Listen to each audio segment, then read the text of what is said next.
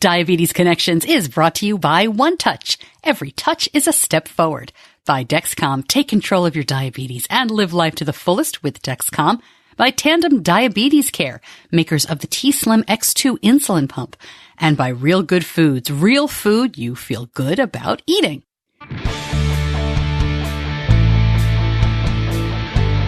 This is Diabetes Connections with Stacey Sims. This week, all about diabetes camp, what parents need to think about, and what the staff wants you to know. The goal of camp is not intensive management of glucose values. It's let's make sure you're safe and let's make sure you're having a grand old time. That's Dr. Henry Anhalt, a pediatric endocrinologist who works at Camp Nejeda, which has been hosting kids with diabetes for more than 50 years. Along with Dr. Anhalt, you'll hear from Victoria Benyo, who started out as a camper at Nejeda and now works there. In our Community Connection this week, camp scholarships, some good information to make sure no kid misses out. And tell me something good, a one-year diaversary celebrated with a powerful picture, and a ninja gets his big chance. This podcast is not intended as medical advice. If you have those kinds of questions, please contact your healthcare provider. Welcome to another week of Diabetes Connections. I'm your host, Stacey Sims. So glad to have you along. If you are new, welcome. We aim to educate and inspire about type 1 diabetes by sharing stories of connection. I like to talk to the movers and shakers in our community, right? The leaders, the authors, the celebrities, and the athletes, as well as the healthcare companies and the tech folks that are pushing things along. And of course, we share stories from, quote, ordinary people just living with type 1 diabetes. My son was diagnosed right before he turned 2 back in 2006. He is now 14 and in 8th grade. My husband lives with type 2 disease. I don't have diabetes, but I have a background in broadcast journalism. I spent my career in local radio and television news. You put that all together, and that is how you get the podcast. Longtime listeners will know that I am a big fan and cheerleader for camp. Not only did I go to camp every summer for 6 or 8 weeks, my sister went, my dad went, my husband went when he was in high school. I mean, these were all different camps and different times, obviously. Both of my kiddos have gone away to camp since they were 8 years old, and that is not diabetes camp. I have an older daughter who doesn't have type 1, and Benny has gone to diabetes camp in one way, shape, or form, day camp or sleepaway. We're lucky to have both in our area since he was about 3, maybe 4 years old. So we are a big camp family, and I'm biased. I'll sing the praises. I'm also going to link up some past episodes we've done on camp because, again, if you're new to the show, we have more than 200 episodes now. Been doing this since the summer of 2015, so there's a lot of good information out there and some other camp stories, including Benny, my son, speaking about going to non-diabetes camp for 4 weeks and the things he has to do there. So I'll link everything up at diabetes-connections.com or in the show notes. I also want to mention that there are programs for adults with type 1. You know, maybe as you listen, you didn't go to camp as a kid. Maybe you were diagnosed as an adult or you didn't have the opportunity to go away to camp. Well, there are a lot of programs now that are popping up for you. So I'm going to do more episodes on that in the future, but definitely join the Facebook group, Diabetes Connections, the group, or just follow along on social media for more information. You know, when you're diagnosed as an adult as well, and gosh, more than half of new cases now are in adults.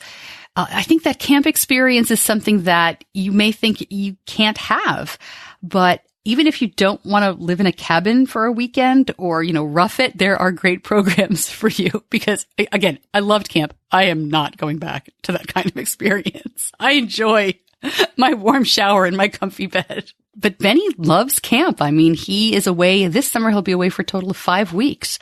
And he's already informed me that when he's old enough, he will be a CIT and then a counselor at the non-diabetes camp, which means he will go for 8 weeks, which I know I said I did as a kid, but I can't imagine my own kids. Anyway, we'll talk more about diabetes camp in just a minute with the great folks from Nejeda, a program, by the way, that does have an adult camp, and we will link up more information on that. But first, Diabetes Connections is brought to you by Dexcom, and we have been using the Dexcom G6 since it came out last year.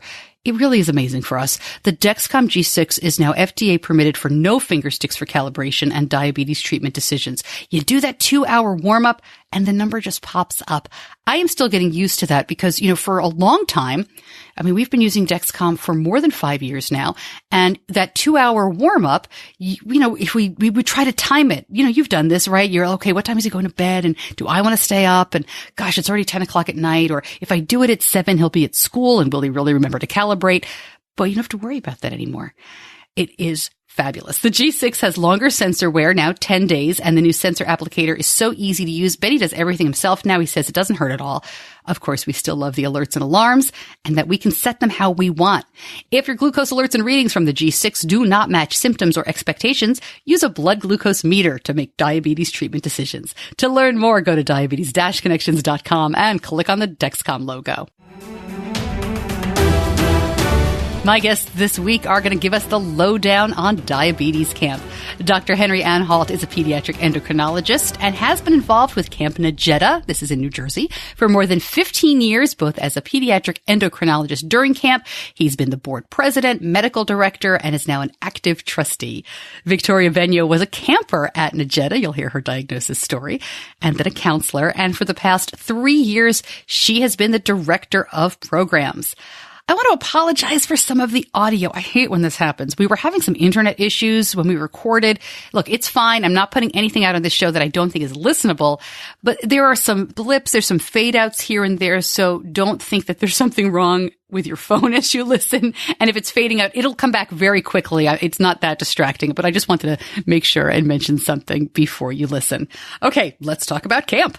Henry, Victoria, thank you so much for joining me. I love talking about camp. Always happy to do this. So I really appreciate you taking some time and joining me. Thanks. No problem at all. It's our pleasure. All right. So let's get started just by kind of, telling a little bit more about who you are and why you got involved. And Victoria, let me start with you because I don't know that you had much of a choice to get involved in camp. You were diagnosed as a kid and, you haven't really left camp in all that time. Do you remember going to camp for the first time? I do. So when I first went to camp, it was actually as part of the family camp weekend program. So when I went, I did first go with my parents, and we were able to get this great induction camp. The stay was just for a weekend, so it was a shorter period of time. And I was able to connect with other kids with type 1 diabetes for the first time. Well, my parents were also able to get something out of it by connecting with other parents who have a child with type 1 diabetes as well. And that was really a good introduction for all of us to start feeling more comfortable with camp and with the idea of me going on my own. So we later did end up making the choice to have me go away on my own to camp. And I've just been there ever since. I was a camper for many years and ended up becoming a counselor after that. And after a few years of going away to school, getting a master's degree in child development, I returned as the year-round director of programs. And it's interesting because I know I talked to some people and they have these traumatic, scary experiences with their diagnosis. And that was not the case for me, interestingly enough. When I was diagnosed, I had some experience with diabetes in that my grandmother had type 2. And so when I was told that I had type 1 diabetes, I was ironically excited to be more like my grandmother. And so I really just took it in stride. And diabetes camp wasn't something that I really even realized I was missing or that I needed until I got here.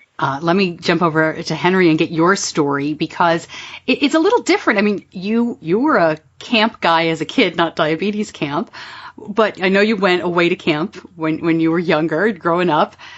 What got you involved in diabetes camp? Stacey, I can say that my interest in being involved in diabetes camp was really an extension of this feeling of not doing enough for kids and families with diabetes. And that may come across as being too lofty of a way to think. But as you know, and as the listeners know, not much has changed in the care of people with diabetes. Maybe we can say that technology has been good and helpful sensors and insulin pumps. But if we look at what's happening in terms of whether or not people living with diabetes are able to achieve their goals, it's not happening in the United States and globally. And in fact, we're looking at hemoglobin A1Cs actually rise despite the fact that all of this technology has been introduced. So what else can we and me as a healthcare provider potentially contribute to relieving some of the burden that both the children and the families feel? And what dawned upon me at the time, considering coming on as a camp doctor, which, as I had told you earlier, meant so much to me that I was simplified enough to be a doctor at camp. I thought back to my experience going to camp and how lucky my parents were to be able to have that time where they knew that I was being cared for appropriately, that I was having fresh air and activities. And so looking at camp from the perspective of burden and relieving burden, not only for the kids who are immersed in this, but rather also recognizing how much that time can be valued by families and can relieve the burden that families and caregivers have in caring for kids and adults with type 1 diabetes. So my pull and my draw was, I think, the combination of an appreciation for how much we can do in camp for kids, how many of them are meeting people for the first time that have diabetes, they're gaining skills, and also, I think, my personal experience on what this means for families in general in terms of the respite or the rest that they can have, a break they can have from the 24/7 that, unfortunately, people living with diabetes have to contend with. Yeah, it's powerful stuff, and I think that as a mom who has happily sent her child to diabetes camp since he was 7, it is such a healthy break, you know, for them and for us. And I think many times the parent may feel guilty or, you know, not even worried about their child. They know they're in great hands, but guilty that there is this almost sense of, well, I don't need to do this check. I don't need to count this carb. And, you know, to me, it's don't feel guilty. Breathe. You know, be prepared to be a better caregiver when your kid comes home because you got that break. So I'm really glad to hear you talk about the parents because I think that's really important. Victoria, let me jump over to you if I could. Let's just talk about what goes on at camp. If someone is not familiar with diabetes camp, and I know that every camp is a little different, right? So we're only talking about what goes on at your place. But at the same time, you know, are you talking about diabetes all day long? Are you guys like cleaning syringes? You know, what are you doing at camp? Yeah, Stacey, I think that's actually a big misconception about diabetes camps, and specifically ours here at Camp Nejeda, because the focus here really is on a fun camp experience. In the day-to-day, that's what you're aware of, is that you're at camp, you're having fun. Meanwhile, in the background, there is quite a bit of learning that's going on, but in the day-to-day, speaking as a former camper, really what you're aware of is just having this fun camp experience, going swimming, riding the zip line, shooting a bow and arrow at the archery range, and also connecting with other kids who also have type 1 diabetes. I think for me as a former camper, that was really the most valuable part of it. The part that I valued in the moment were those friendships that I made at camp. Some of the kids that I've met at diabetes camp, I've remained friends with up until this day. They've become lifelong friends for me, and a really strong peer support system, which is so important for these kids. So in that day, the focus really is on that fun camp experience, having a fun time at camp, and connecting with other kids with type 1 diabetes. Yes, they actually are learning quite a bit, but because of the way in which they're learning, it's very much experiential. They're living side by side with other kids with type 1 diabetes and counselors who also have type 1 diabetes. Most of our counselors are actually former campers and grew up coming to camp, much like myself. And so they're able to look at these counselors as role models. They're able to see how they care for their diabetes. they're able to see them being successful, thriving, going off to college, playing sports, and they're able to also see just day-to-day, living side by side, the different techniques that they use in their diabetes management. And they really do learn quite a bit from that. Our health center staff is also very, very supportive of the campers. Any little new skill that is tried is celebrated here. They're called a sharpshooter if they try a new skill here, and it's definitely something that is celebrated. I myself gave my first shot of insulin here at camp, and all those little things that the kids try here, whether it's a shot of insulin for the first time or putting their pump site in for the first time, all of those little things, they feel like big things outside of camp. They come here, they see, oh, hey, all of my friends are doing this, in their day-to-day diabetes management, and maybe it's something that I can try too. And so this thing that might feel momentous, like a big monumental thing to try inserting your pump site for the first time by yourself outside of camp, you come here and it doesn't feel like this big scary thing because you see everybody else doing it, and it's really not a big deal here.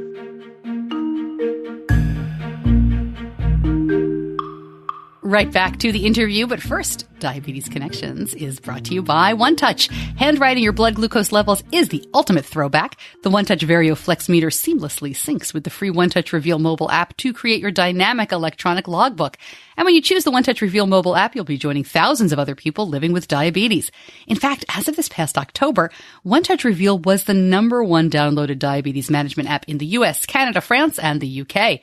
To upgrade today to the OneTouch Vario Flex Meter and OneTouch Reveal mobile app, visit diabetes-connections.com and click on the OneTouch logo. Now back to our conversation about camp and how they mark milestones. At my son's camp, they do something similar where if you do something for the first time at the next meal, everybody stands up and applauds. And it is a great way, as you say, right? You take something that seems really big outside of camp and it becomes another part of just your life there, but it still is celebrated. And I just think that's great. Henry, let me ask you, as a medical professional at camp, I can't imagine you're running around playing soccer or, you're taking part in too many of the activities there, but do you get to have fun with the kids too? Well, I would say that that's really up to the doc or anybody else who's from staff, provided that it fits with the safety needs of the kids and the families. But let me tell you, I've gone rafting at Delaware with the kids, gotten into water fights with them on the Delaware. What they were doing. Most of those kids are independent, which is great to see, and how their independence develops over the summer. But suffice it to say that, some docs interact more than others. I love having the opportunity to interact with campers, certainly beyond helping them figure out and gain that independence for decision-making. Almost like what we have now technologically as quote-unquote decision support tools, interacting with the kids either at mealtime or afterwards is great, but beyond that, able to have fun, I think is terrific. Now, the only thing I can tell you is as I get older, I'm probably a little bit more of a burden to the kids than I am somebody to be having fun with, but that's my problem and not theirs. That's too funny. You mentioned technology. Can you talk about technology at camp? I think that's a good place to kind of really dial in on, because in the last couple of years, I've been seeing more and more parents in my local group and in some other Facebook groups worried that they can't remote monitor while their child is at camp. They have the CGMs with Share, or they use Night Scout, so they have their own setup with different types of CGMs. What's Nejeda's policy on that? And, what are you talking to parents about when it comes to remote monitoring? Technology is advancing fairly quickly, and that's a tremendous, tremendous thing. And as we talked about a moment ago, that in many respects, the technology can help relieve burden, but it also can be a source of burden. And let me expand on that for just a second. You raised the scenario where a family member feels that they can't follow their kid at camp, and that causes distress. Or a family won't go away on vacation because they're afraid that they're too far from camp, despite being told, look, we're here, we have the medical professionals. If your child has hypoglycemia, this is how we respond. And still, this ability to be able, just for that short period of time, to put those concerns in the back a little bit is really challenging. And the fact that there are options now to stay connected really creates a dilemma, not only for the parents, but also for the camp. Because how much information do we want to share with the parents, not because we don't want to share, but because it really deprives the camp the opportunity to independently work with the child. Because, you can imagine that where helping the child think about things in this way, etc., and a parent may become very uncomfortable, rightfully so or not, and that really begins to become interference with the kid's experience. So our general approach to this is, in terms of staying connected, we encourage families not to call all the time. We encourage families not to worry about following glucoses.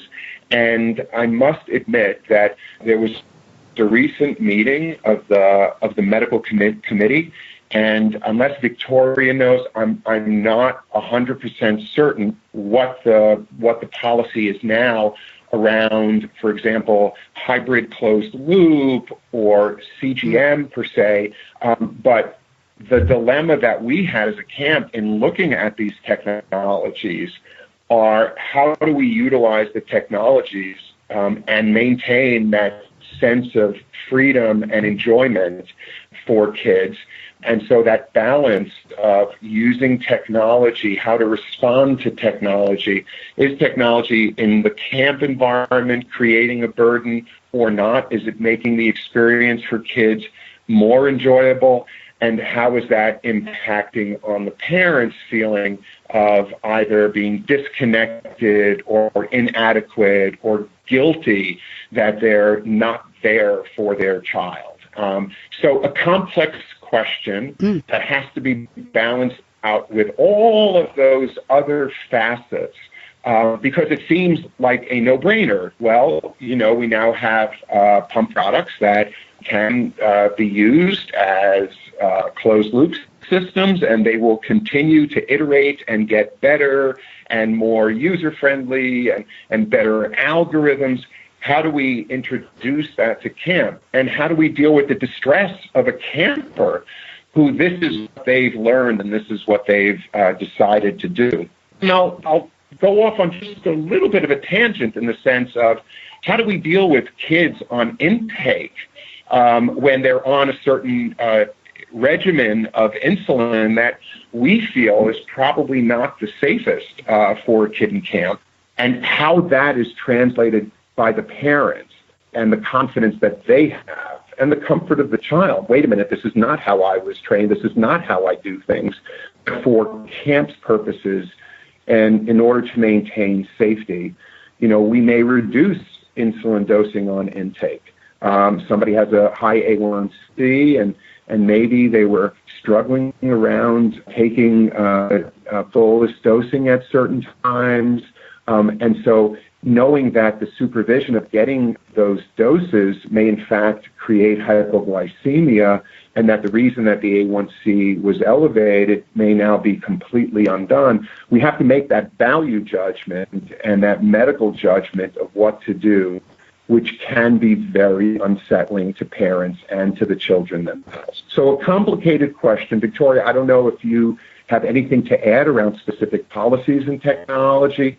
Just in general, it's interesting to think about how far things have come, and the camp has been around. We just celebrated our 60th anniversary this past summer, And so it really is interesting to think about how far the technology has progressed over those 60 years, starting from back before blood sugar testing was even an option, all the way up to now with CGMs and closed loop systems like Henry mentioned.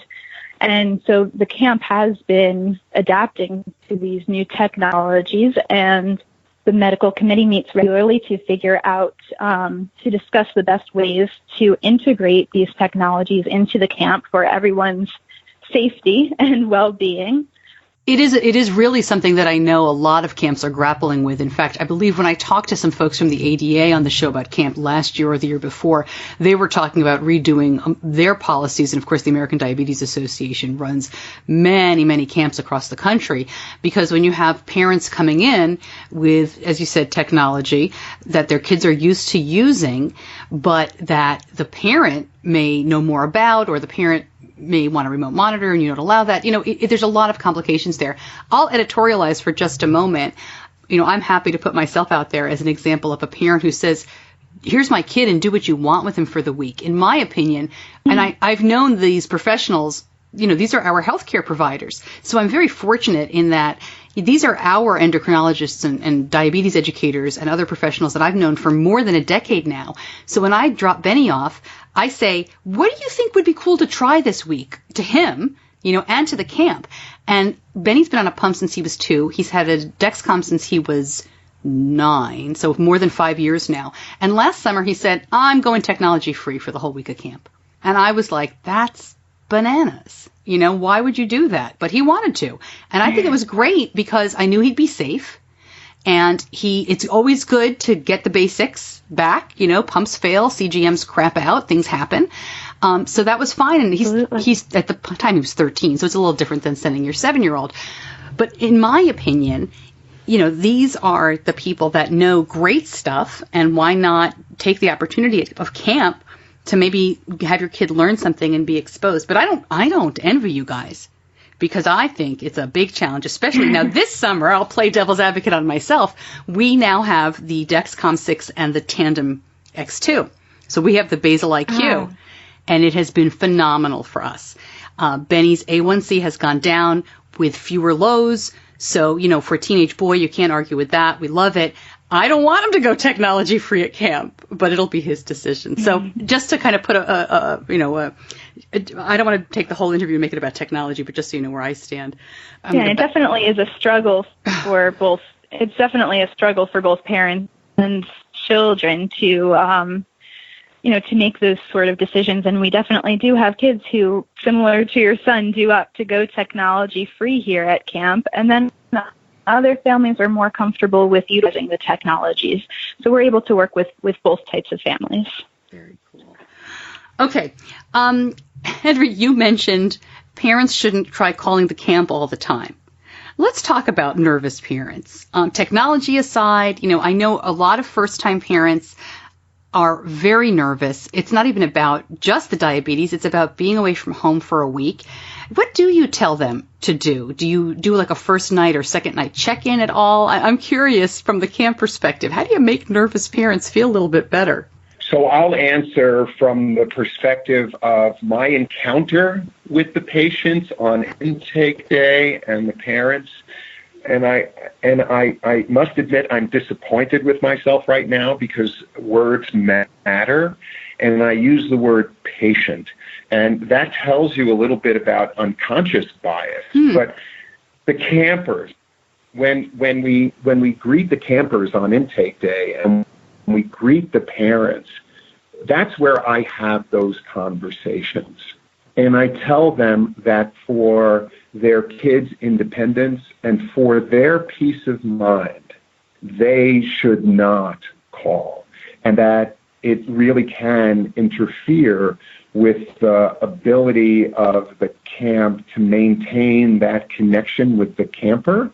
If there is this disruption, because I think it goes beyond, hey, how's my kid doing, to I want to share why isn't this being done? This should be done. Why can't that be done, etc. So it becomes a challenging situation, not because you don't want families to be involved or concerned, but it's the right thing, I believe, to reach out to the parents when we have to, when we need information or when there is information we need to share. So, for example, if a child was injured, or there was a problem with other campers, or something that the parents could be aware of, that they should be involved with, and quite frankly, what we have a responsibility to do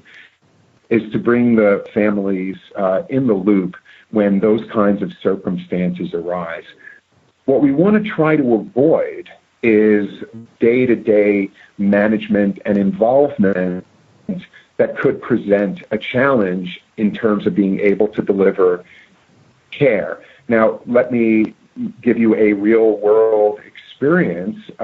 So most of the kids that come to camp come from 2 or 3 practices in the New Jersey area and some from New York. And so what may happen is a parent may say, well, who's going to make dosage adjustments and who's going to make decisions around when something should be considered hyperglycemia and something should be considered hypoglycemia. And the family says, I need you to keep my doctor engaged the entire time so that any dosage adjustments must be made with the consent and knowledge of the child's endocrinologist. That's challenging because when we are boots on the ground in camp, we're who have the responsibility to ensure that the kids are safe. Never about ego, never about, well, I'm the doctor and I'll decide. It's never, ever, ever about that. It's simply about making sure the campers are safe. So, as I mentioned earlier, we may decrease the insulin dosing by 20% relatively arbitrarily because we can't predict whether or not it may be a rain day or there may be more activity to be safe. And during a period of over a few days, we get a better sense of what insulin requirements a camper may have. But it is only a week or 2 weeks. And so the goal of camp is not intensive management of glucose values. It's let's make sure you're safe and let's make sure you're having a grand old time. And the rest of it becomes important from a safety perspective, but we don't want to be in a situation where we are feeling that not following the ask of the parent is creating distress in the family. So we're trying not to do that. Now, Stacey, you as a parent, and Vicki, you as somebody living with diabetes, you can't just tell somebody to stop caring. You can't just tell a parent to let it go. You know, like, hey, why don't you just relax? You know, I do jokingly tell parents that I'm going to give them a prescription for 3 martinis an evening from now until camp is over. Oh my gosh! And I have my prescription pad on the ready in case somebody actually asks for it, just to complete the scenario. But it's really, really hard, as you know, and as we know, for a parent to let go of the day-to-day management, especially in the younger children or in the older children, that is the older child who is struggling and the parent feels they need to step in to prevent the child from getting into trouble around their diabetes, and the complex dynamic around the family unit and taking care of a child with type 1 diabetes. You know, you said something that really struck me, Henry, and that is that the purpose of camp is not to have a perfectly straight line. You know, it's not to have perfect numbers and perfect blood sugars. It's to have a grand old time and to be safe at the same time. Victoria, let me bring it to you on this one. What is the purpose of Diabetes Camp for you? You started out talking about family camp and then, your own experience as a kid. What'd you get out of it? I think the number one thing that I got out of it personally was the peer support, making these lifelong friendships, because especially entering into those teenage years, when I was having a frustrating diabetes day, I didn't go to my parents. I was able to have that peer support system that I made at camp. I was able to reach out to my friends and just vent whenever needed. So I think that was the main thing for me personally. I think if you were to speak to my parents, they would probably mention all of the skills and the knowledge that I took away from camp, as well as the peer support. But I think that for me, it was really that peer support and also the security of being able to just always have this place here for me. It was a place where I was able to come and discover that, hey, I can manage my diabetes independently. I don't need my parents. I will be able to do things like go away to college, do a study abroad program. So I think it's really where that message kind of hit home for me as well. You said something really cute there, or your tone was great when you said, I didn't go to my parents, as though all teenagers do go to their parents when they have an issue. You seemed like, oh no. I thought that was really interesting because I know my son, he has a text chain from Diabetes Camp. And while these kids, they don't see each other all year because, he runs into a couple, but it's really statewide or 2 states wide. They'll text each other when there are issues or they're having a bad day. Or when he was younger, it was, well, I'm going to change my inset and put it on my leg, but I don't remember how this girl at camp did it. So they can text each other pictures. It was really an amazing source of support. I don't think he kind of comprehends that, which is fine because it's just always been there for him.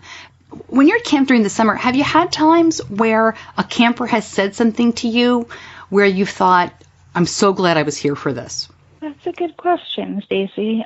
Yes, I would say so. I've had campers confide in me about being bullied in school, and that's something that's always really tough to hear. But in that situation, I was so happy to be able to be there for that camper and to provide a little bit of insight and support.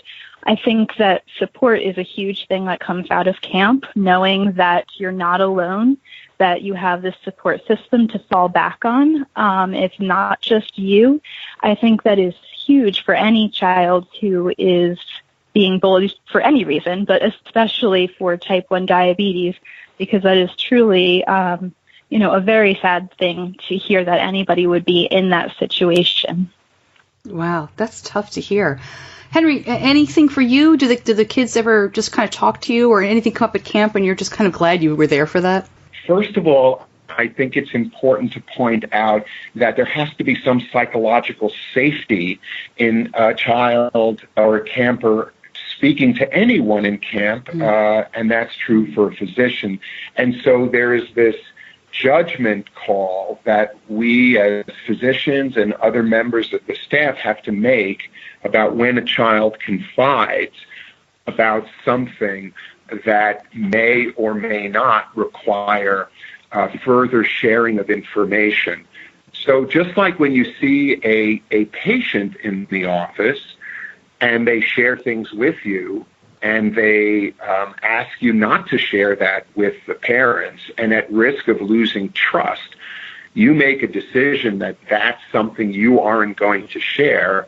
That's a heavy decision to make. And so what I feel is most appropriate is to be there for the kids, to give them a sense of safety, and to tell them that what conversations you're having together are between you and them, and that the only time that you would be compelled, that I would be compelled to speak to the family was if I thought that their lives were in danger.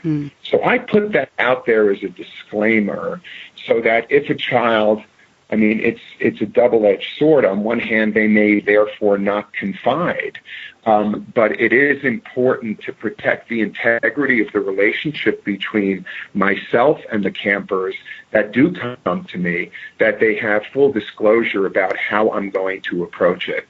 Now, in terms of saying, boy, I was really glad to be there, I mean, I get emotional when I think about that question because in some sense it's selfish.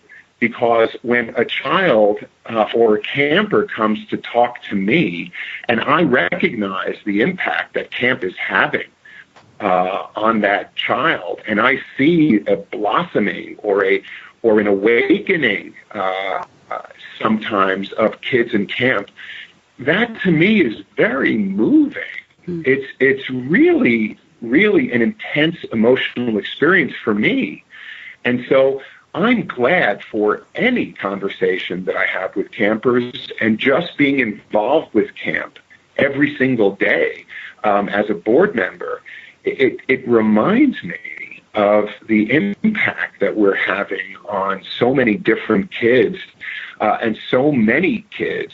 As Victoria said, we've been doing this for a long time, and I have to tell you, there's nothing more than I would rather do than no longer take care of people living with diabetes, not because I find it a hassle, but because I find it a hassle for the families and the burden that we already talked about. So I know I'm going off in a different direction, but what I guess what I'm trying to say is that it is an incredibly moving experience to develop a relationship with campers, even if you're there for a short period of time, and listening to them talk about their feelings, their fears, their challenges, and having the ability to listen, not in the relationship of the doctor-patient, because for most of the kids, at least, that when I've been to camp as a physician, most of the kids were not my patients directly. So for that reason, there's also this sense of psychological safety where they may feel less judged, they may feel less, they may have less expectations, or they may fear disappointment of their healthcare provider, which, as we know, happens too frequently. They may feel less of that pressure when talking to someone like me who's not directly their physician. And so reinforcing for them ways of thinking about their relationship with their healthcare provider and to advocate for themselves in some respects is also, I think, a very important part of my own personal and professional satisfaction. And I hope that translates into something good for the campers and families as well. Before I start to wrap things up, though, and Victoria, let me start with you on this one. Let's cheerlead for Camp Nejeda. I don't know if either one of you know this. I have a cousin who goes to Camp Nejeda and he was diagnosed as a young guy. He was about 6 or 7 years old when he was diagnosed with type 1. He's a teenager now, and he goes to camps and he loves it. So I know good things about camp, but you've got the microphone. Why is Camp Nejeda such a great camp? I think the most special thing about this place is the sense of community and the bonds that are formed here. It always strikes me every year when it's time for our youngest camp session and we have a lot of new campers coming here for the first time, maybe looking a little bit anxious about being away from home for the first time in the morning. And then by dinner time, looking around the dining hall, it just looks like all of these kids have just been lifelong best friends. And it always hits me hard on that first day of the youngest session, seeing that, just seeing those bonds take shape on that first day especially. Bonds and a sense of community here are really what makes it such a special place.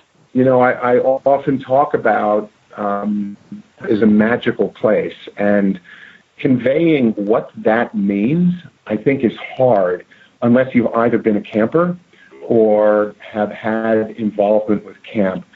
So what I tell my colleagues, my friends, my potential board members, come to camp experience the magic that happens in camp. Watch the transition of kids coming out of their withdrawn sense of isolation, and watch how they interact with other kids.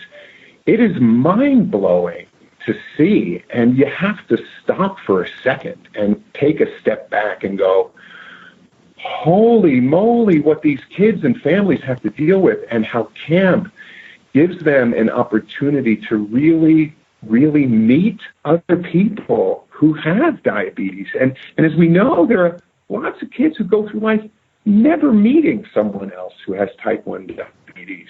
And so dealing with what's wrong with me and how come me, and I have this fear, I have this hope, I feel this inadequacy, and being able to be immersed in a supportive environment.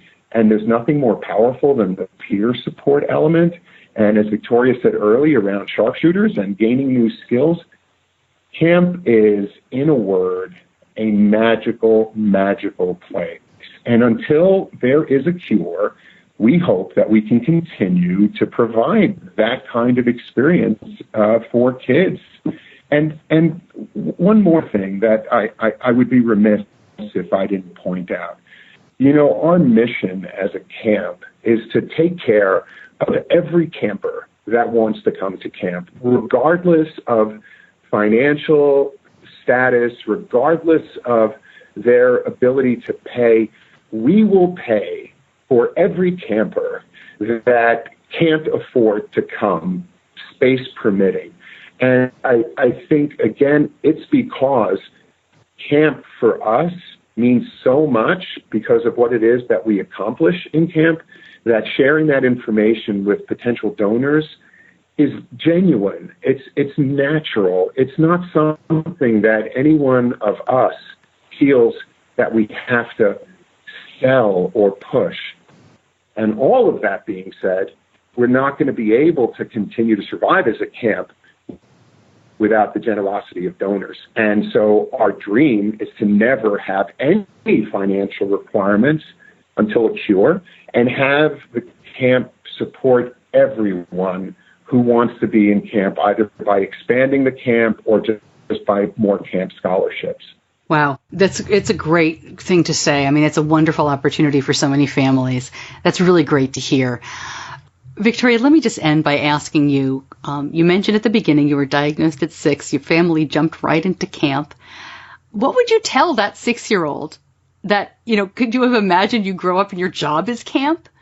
Looking back, you know, would you tell her to, you know, make sure your family sends you, or camp's going to be great, or don't worry? Yeah, I have to say that camp it's not a job for me. I didn't grow up and have this job. Camp has just become a lifestyle for me. It has just become my life. So I would say to my 6-year-old self, buckle up, here we go. It's going to be a fun one. Well, Victoria and Henry, thank you so much for joining me to share your stories about camp, to encourage parents and families. I really appreciate it. Thank you so much. Thank you. Stacey, thank you so much for having us on your show, and we look forward to further conversations with you. You got it.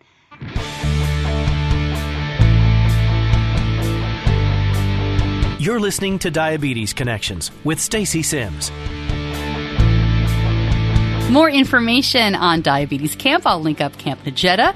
I will link up more information from the American Diabetes Association and lots of other resources that organize camps and have camps. And if you click on those show notes, or you're in the Facebook group and you don't see one, definitely let me know. It'd be fun to get a resource there. I know Project Blue November also has a great clearinghouse for information like that, and they have camps listed as well. And they're always looking to make sure that their list is up to date. As I said, we'll do some on adult camps coming up, because I think those programs are terrific. And Nejeda has one as well. And I know we talked a lot about technology at camp. And if you haven't been to diabetes camp in a while, you may be thinking, what's the big deal? This is a huge issue right now. In fact, when I first started to do the podcast, and that's 3 years ago, be 4 years this summer, the American Diabetes Association and many other organizations were really sitting down to look at their guidelines and their requirements What are counselors supposed to do? What is a camp supposed to do when a child shows up, not just with, remote monitoring and they have to tell the parent that's not going to happen, but when they show up with a non-FDA approved system? You know what I'm talking about, right? Your kid's using Open APS. Your kid's using Night Scout. Your kid's using stuff that the camp now needs to be concerned about because are they liable? That sort of thing. So my advice is, as always, go in and have a conversation. Go in and listen and approach it like a team. And as Dr. Anhalt said, diabetes camp is not about 1 week of straight lines. It is about 1 week of feeling good about your diabetes. Now, it's tough to feel good about your diabetes if you're 300 for the week. Nobody's trying to make your kid run high. Nobody wants your kid to run low. We want what's best, right? Everybody wants to do what's best for their kid. So you need to go and talk about these issues. And I think we also, as parents, we need to listen, right? We need to listen to the reasoning. So I'm curious to know your stories. If you've had issues at camp, if you anticipate issues, if you'd like to talk more about this, definitely reach out and let me know. I let Benny make these decisions now. Whatever technology he wants to wear for that week, however he wants to go along, it's his decision. I know he's going to be safe. I know it's a week that I don't have to worry. I know it's a week he's going to have a lot of fun.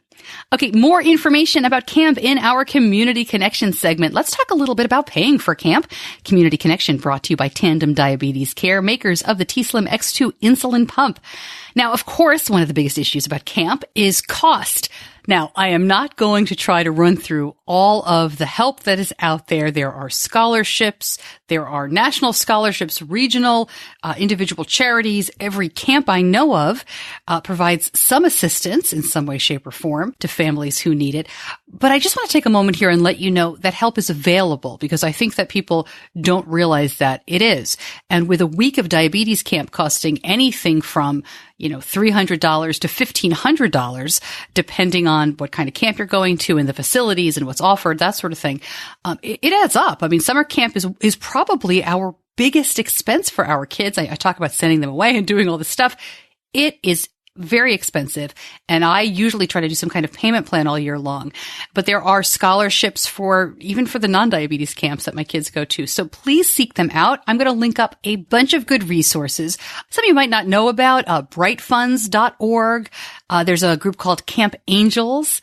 The American Diabetes Association, of course, has some. Lilly offers some camp scholarships as well. They mostly provide to the American Diabetes Association, which then through their camps helps the families. But there are a lot of local groups. Your Lions Club, if you have a Lions Club in your area, they will often help children with diabetes. Just don't be discouraged and don't let the cost dissuade you because there are a lot of ways to go about this. Many camps will ask you to fundraise your own or part of your child's cost. So there is that, but you can get creative. You can reach out and ask for help for other families that have done that. And I know it's not easy, but I wanted to at least put this out there and let you know that there is help available. I will link up all the resources that I can find at diabetes-connections.com and in the show notes. I'll put this in the Facebook group as well because I really want to hear other people's experiences of how they raised money for their kiddos to go to camp because I'm sure there's some really good stories. And as usual, the community will help each other, right? That is our Community Connection this week. Time for Tell Me Something Good, my favorite segment every week. Tell Me Something Good is brought to you by the terrific people at Real Good Foods. And, this month is going to be particularly busy. We're always running around doing things, but I've taken on some new stuff. I'm traveling a little bit more. And I told the kids, look, there's going to be a lot more fend for yourselves nights for dinner, and I'm going to need more help around the house. Especially, I need you guys to step it up. And they were great. But Benny said, hey, just get me the Real Good Foods Real Supreme Pizza. He's like, I can eat that every night. No problem. Make it easy, Mom. And that cracked me up because, he can't eat pizza every night. But it was nice to hear that he really likes it. And I like that. It's easy to find. It's right in my grocery store. They sell it at Walmart. The pizzas are great. The poppers are fun. They sell these enchiladas. It is low carb and really yummy. The convenience is just terrific. And you can order through the mail if you'd like. More variety that way if you can't find everything in your grocery store freezer. Find out more. Go to diabetes-connections.com and click on the Real Good Foods logo.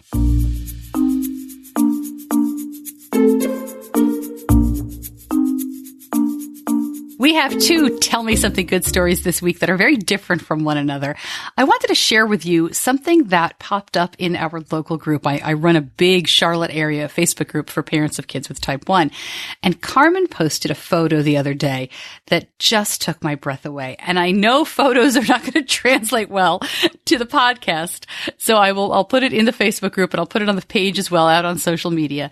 But she celebrated her daughter Noelia's diaversary by showing off every piece of diabetes gear they used for the entire year. Here's what she wrote. What does 1 year with type 1 diabetes look like? I have been saving every single sensor, needle, syringe, applicator, insulin cartridge and vial, transmitter, test strip, tubing, site, every single box, and every single paper. I needed to find a purpose, she says. My purpose is to show the world exactly what my child needs to stay alive for a year. She goes on, 1 year ago, I was in tears, stressed and depressed, the hardest day of my life. But today, I see everything different. Life is a challenge, and being a healthy person is a blessing. Noelia is growing and is happy, and that's all that matters now. Life is precious, and Noelia knows it. She doesn't see diabetes as an obstacle for her. She sees it as a part of her. Diabetes will not control her. This is such a great post. It is so impactful to see all of the supplies. I think it's kind of shocking, frankly. And it is so wonderful to see Carmen's change and her acknowledgement that, it was terrible. That's so hard when your child is diagnosed. We've all been through that, right? I'm sure you remember whether you have a kid or you personally were diagnosed. That day is so stressful. But to be a year from it and have this great attitude now. Congratulations, Carmen. Congratulations, Noelia. And I really appreciate you sharing that with all of us. Our second Tell Me Something Good. Man, this is fantastic. Our second Tell Me Something Good is Colt Scott. You may know him on Instagram and social media as the Diabetes. He is such a nice guy. We met him in person late in the fall. He and some friends were passing through Charlotte, and we got to have dinner with them, the Bolus and Barbells crowd. But Colt has been a tester for American Ninja Warrior. You don't think about this, but they have people who go through and test the course and do all this stuff. But he has been trying to actually get into the competition. And just last week, he wrote on his Facebook page, after 4 years of testing, succeeding, failing, setbacks, letdowns, maintaining my faith through blood, sweat, and tears, I got the call. Oh, I'm getting emotional, Colt. I will be competing, not testing, for the first time on American Ninja Warrior in the Southeast region in Atlanta. It feels good to be validated. Thank you to the many friends and family I've made on this journey and the many to come. Congratulations, Colt. And as you're listening, you're thinking, Stacey, why are you getting emotional over the diabetes?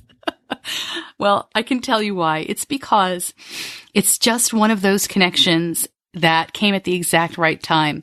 I shared this story right after it happened on Facebook. I don't know if I've shared it on the show, but Rodney Miller, who created Bolus and Barbells, and a couple of guys were heading to the Bolus and Barbells event in Wilmington, but they had to fly through Charlotte. So we were really excited to arrange a dinner, and a bunch of us, including Colt, went. Now, I don't have anything in common with these guys, but my son does. And 2 days before that dinner, Benny had a terrible diabetes night, a terrible one like we hadn't seen in years. Really, it wasn't his numbers. It was the burden. He changed his Dexcom, and for whatever reason, it hurt really badly. It just, it happens sometimes. And he also had to change his inset that night, and that hurt too. And he just had enough. And he got very sad and down. And he didn't need a pep talk from his mom. I mean, we talked about it and, he let it out and I let it out. And it's been several years since we've had a night like that where he's been so emotional. He's 14 years old and they don't really show that as much anymore. And I was so happy that he felt comfortable enough to tell me how much he thought everything stunk, to use different words. But 2 nights later, and I wasn't even thinking about this, we went out with all these weightlifter guys. Now, Benny has been working out all fall. He just started playing lacrosse, but since September, he's been working with a trainer. He's been doing the lifting that's appropriate for a 14-year-old and some other stuff. It never even occurred to me that just by breathing the same air as these guys and eating with them and hanging out with them, they didn't talk about diabetes. It would make a difference. And it did. It made a huge difference. And I know I'm supposed to do the news on this show, and I try not to get too personal because at this point, much of this is Benny's story and it's not my story anymore. But I don't think that Colt and Rodney and some Charlotte guys, Aaron and Scott, who were there that night, I don't know if they know the difference that they've made. I don't even know, frankly, if Benny really comprehends it. But as a mom, I see it. So this Tell Me Something Good was supposed to be about Colt making American Ninja Warrior. Sorry to hijack it and make it so emotional about me. But we'll be following along. I'm going to have Colt on the show, and we're going to talk more about this. I can't wait to see him compete. I'm so thrilled that he got this chance. Thank you for all you do. If you have a Tell Me Something Good story, drop it in the Facebook group or email it to me. If you want to make me cry, go right ahead. That's fine. I said last week I'm getting more emotional about all this stuff. Oh my goodness. Tell me something good. All right, there is a lot going on this month. Things are really picking up around here. I'll be heading to Chicago in the middle of March to talk to the folks at Xeris. These are the makers of a stable glucagon pen. So I'll be learning more about that. I'm sure I'll be sharing information on the show.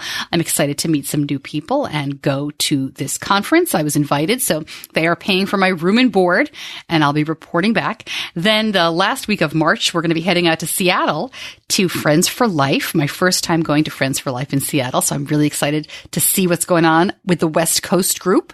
There's a couple of things up in the air for April, but in May, we've got our local JDRF walks, and I'll be heading to Orlando for the Touched by Type 1 conference. I went to this last year. It's by the Dancing for Diabetes folks. It's a women's conference. It was a lot of fun, and my mom's going to come with me this time around. I'm really excited about that.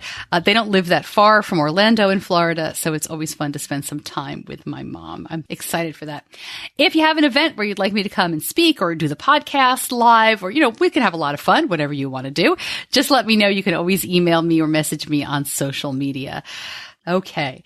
I want to thank my editor, John Buchanan from Audio Editing Solutions. A little bit of inside baseball. I'm using a new microphone, and John had to kind of hold my hand and walk me through the process because it sounds different in my headphones, and there's nothing worse for a radio person, as I was for many, many years, than a different sound in the headphones. Oh my goodness, it'll mess you up. But I like the way this mic sounds, so we'll probably continue with it. I'll keep you posted on some of the equipment I'm using if you're interested in that kind of thing. And thank you again for listening. I appreciate it so much. I'm Stacey Sims. I'll see you back here next week.